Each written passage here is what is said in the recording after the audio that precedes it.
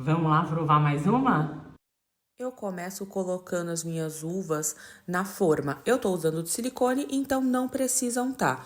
Caso seja de alumínio, pode passar óleo e não fica sabor, tá?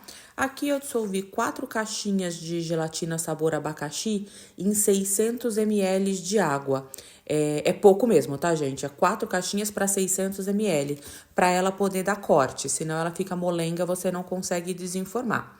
Depois de bem firme, eu ajudo ali soltando um pouco das laterais e aí com cuidado a gente desenforma. Se você usar a quantidade de água descrita na embalagem, não desenforma. Ai, gente, adoro isso.